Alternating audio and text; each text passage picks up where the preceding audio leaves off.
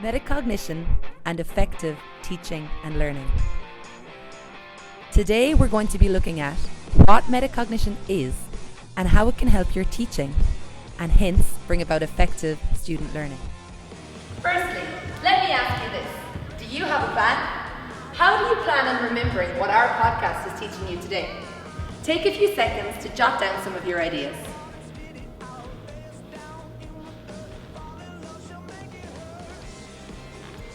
Some of your ideas may have been listening, note-taking, or questioning.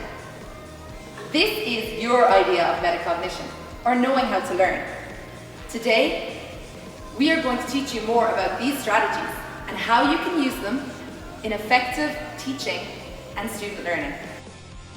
Metacognition can be divided into two separate elements, knowledge and control. When we consider knowledge, we're looking at what, how, and when. What refers to declarative knowledge, so knowing about learning. How refers to procedural knowledge, how to use the strategies. And when is conditional knowledge, when to use the strategies.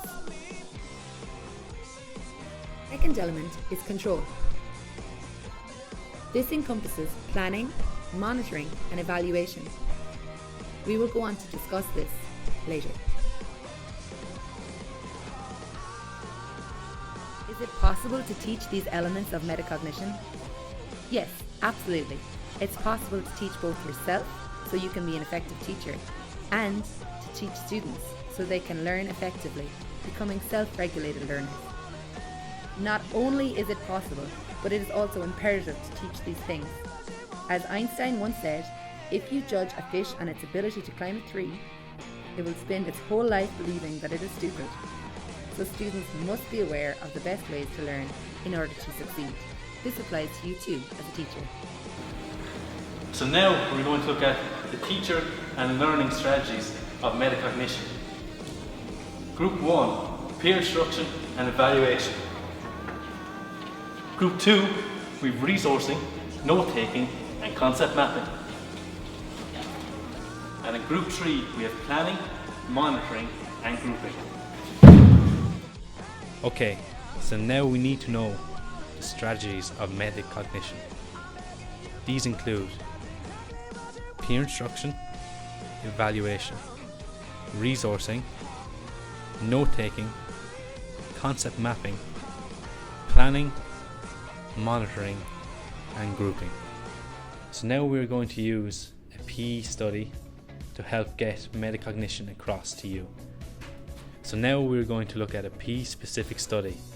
This was found by Tosido 2006, where he found that there was a strong relationship between metacognitive activity and task orientation and perception of mastery environment.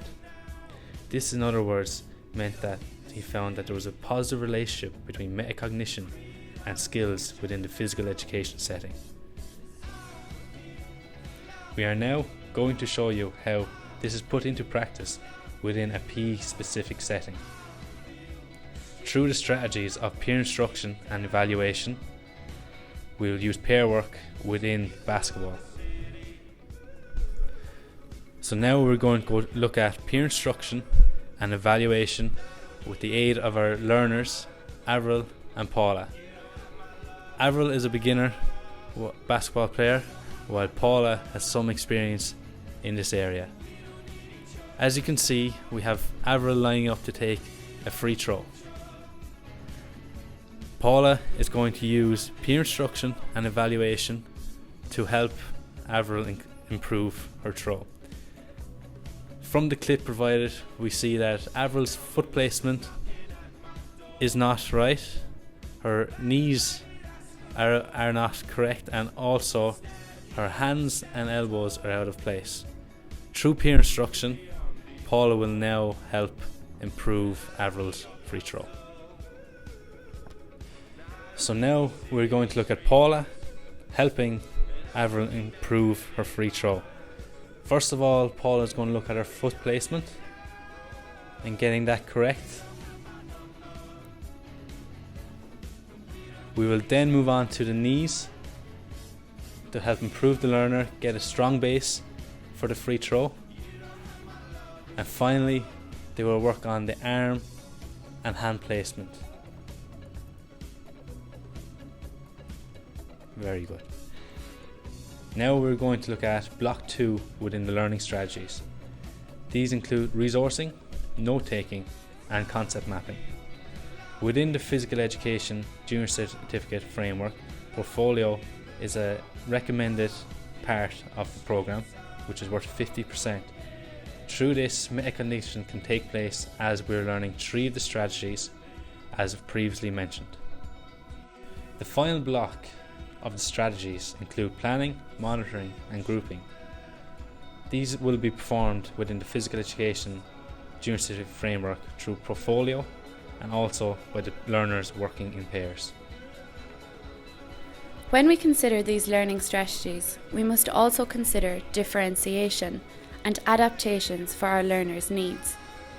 These adaptations include considerations for learners with special educational needs and our learners who learn in different ways.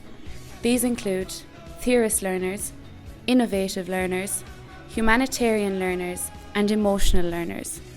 The first question that we asked was, how do you plan to remember what this podcast is teaching you?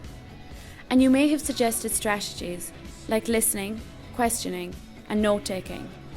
However, we have enriched your knowledge of how teachers and students alike learn through other strategies of metacognition, including peer instruction, evaluation, resourcing, concept mapping, note-taking, and planning and monitoring. We have seen the effectiveness of some of these strategies through the improvements of Avril's free throw in the PE environment, where Paula assisted her through peer instruction and evaluation.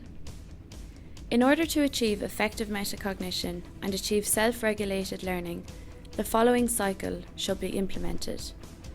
First of all, we must plan and set goals. This is achieved by identifying what is to be learned and setting clear goals. Secondly, we must apply strategies and monitor. This involves putting the strategies into practice. And finally, we must evaluate and adapt through identifying strengths and weaknesses and making adaptations where necessary. The implementation of this cycle over a continuous period will empower metacognition and effective teaching and learning. On behalf of the 3 of us, we would like to thank you for your attention, and we hope that this information will be useful for all of us in the future. And who knows, it may even help us to improve our Christmas exam results.